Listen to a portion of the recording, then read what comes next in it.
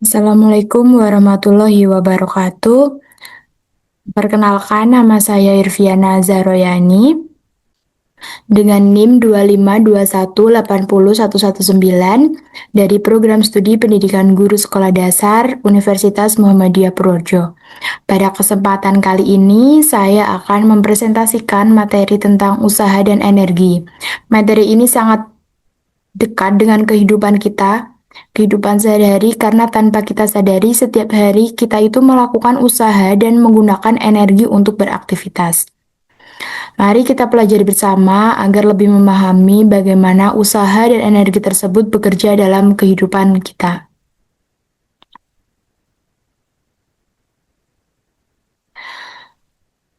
Tujuan pembelajaran ini pada materi ini adalah agar siswa dapat memahami pengertian usaha dan energi itu apa, mengetahui contoh-contohnya dalam kehidupan sehari-hari itu apa saja, mengenal energi kinetik dan energi potensial itu apa, serta mengetahui hukum kekekalan energi. Dengan memahami materi ini, siswa diharapkan dapat menghubungkan konsep IPA dengan aktivitas yang mereka lakukan setiap hari. Nah, apa itu usaha? Dalam kehidupan sehari-hari, kita sering mendengar kata usaha. Namun, dalam fisika, usaha itu memiliki arti khusus. Usaha itu terjadi ketika suatu gaya diberikan pada benda sehingga benda tersebut berpindah tempat. Misalnya, ketika kita mendorong meja hingga bergeser atau mengangkat tas dari lantai ke atas meja. Secara matematis itu usaha dirumuskan sebagai W sama dengan F dikalikan S, di mana W adalah usaha, F adalah gaya, dan S adalah perpindahan. Semakin besar gaya atau perpindahan yang diberikan, maka semakin besar pula usaha yang akan dilakukan. Kemudian, kapan sih terjadinya usaha? Tidak semua kegiatan yang mengeluarkan tenaga disebut usaha dalam fisika. Usaha itu terjadi jika adanya gaya dan terjadinya perpindahan. Contohnya, saat kita menarik gerobak hingga bergerak, mengangkat tas sekolah, atau mendorong meja sampai bergeser. Sebaliknya, jika kita mendorong tembok sekuat tenaga, tetapi tembok tidak bergerak, maka tidak terjadi usaha karena tidak adanya perpindahan benda.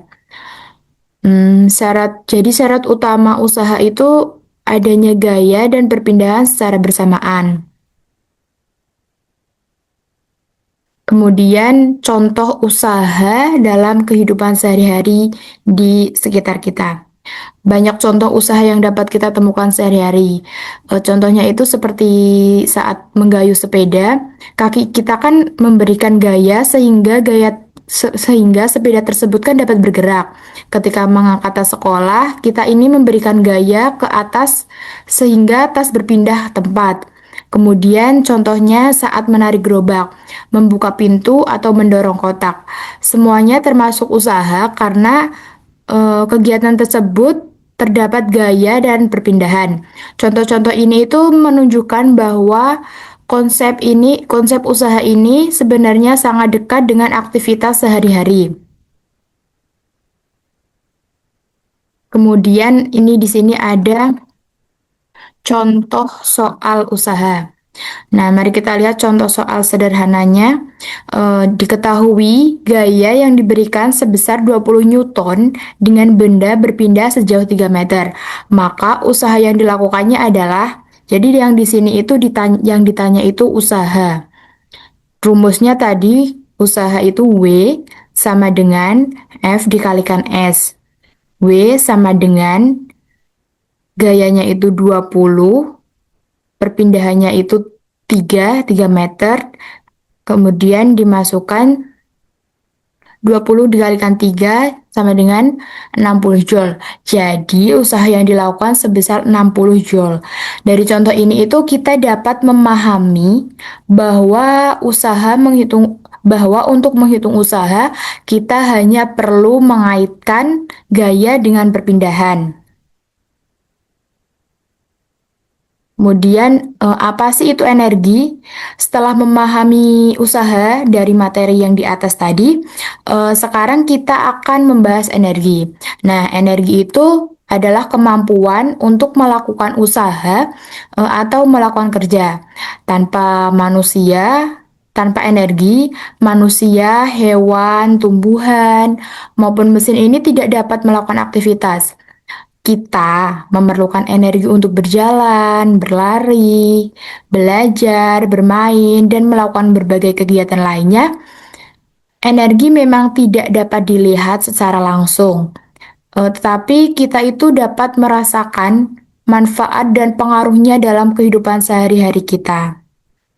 Jadi, energi ini sangat penting dalam kehidupan sehari-hari untuk makhluk hidup. Kemudian di sini ada bentuk-bentuk energi. Energi ini memiliki berbagai bentuk. Pertama, energi matahari yang menjadi sumber utama energi di bumi. Yang kedua itu ada energi listrik yang digunakan menyalakan berbagai peralatan elektronik.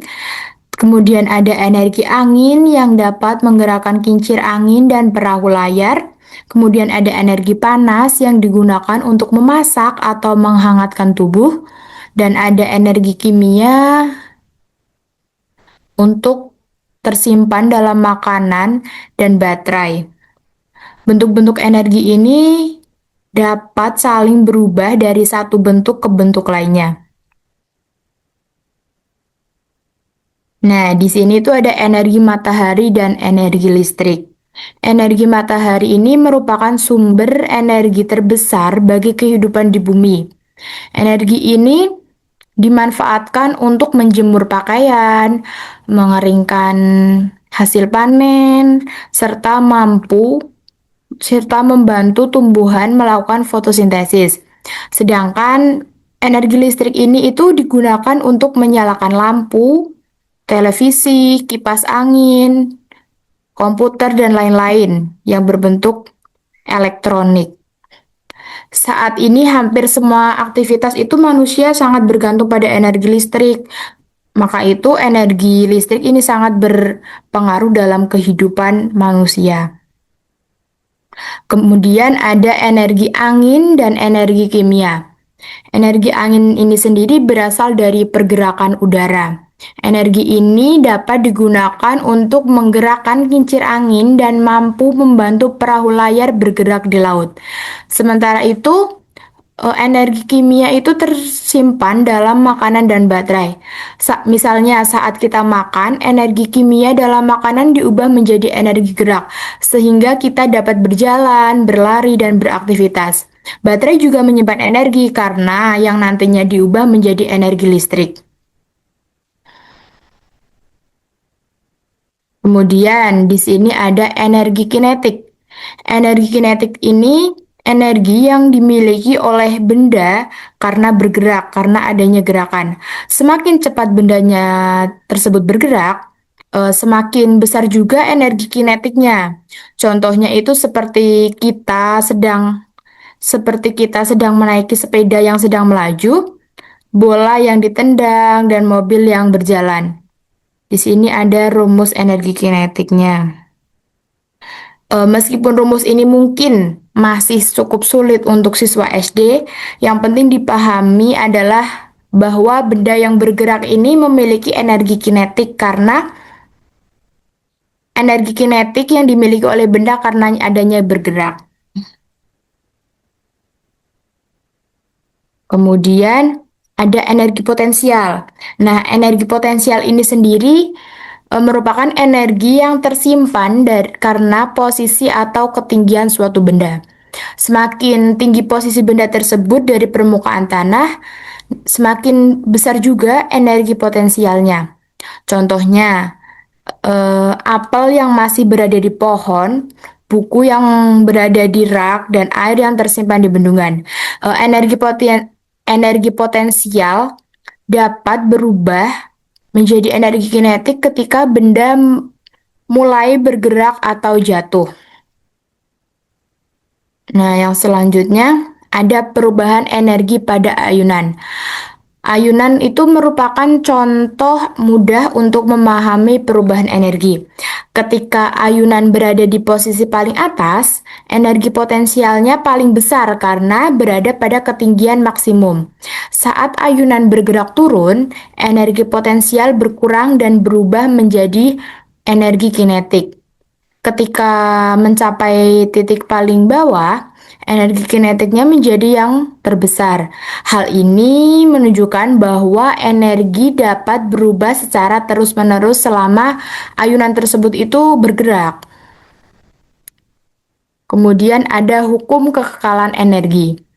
Hukum kekekalan energi menyatakan bahwa energi tidak dapat diciptakan dan tidak dapat dimusnahkan, karena energi hanya dapat berubah dari satu bentuk ke bentuk lainnya.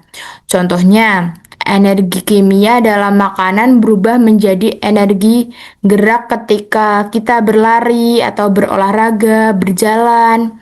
Contoh lainnya itu lampu yang mengubah energi listrik menjadi energi cahaya yang panas. Karena itu, jumlah energi total tetap ada meskipun bentuknya itu berubah.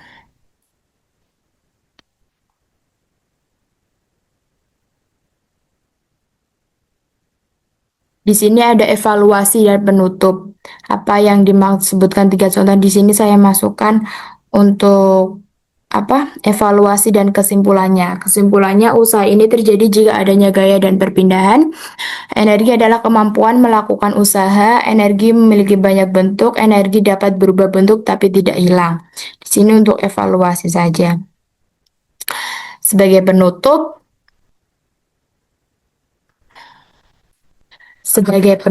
mari kita mengingat kembali materi yang telah saya jelaskan tadi. Usaha terjadi karena adanya gaya dan perpindahan. Energi adalah kemampuan untuk melakukan usaha. Energi itu memiliki berbagai bentuk seperti energi matahari, listrik, panas, angin, dan kimia. Energi kinetik dimiliki benda yang bergerak, sedangkan energi potensial dimiliki benda karena posisi atau ketinggiannya. Selain itu, energi ini dapat berubah bentuk tetapi tidak dapat hilang. Demikian presentasi yang dapat saya sampaikan. Terima kasih dan wassalamualaikum warahmatullahi wabarakatuh.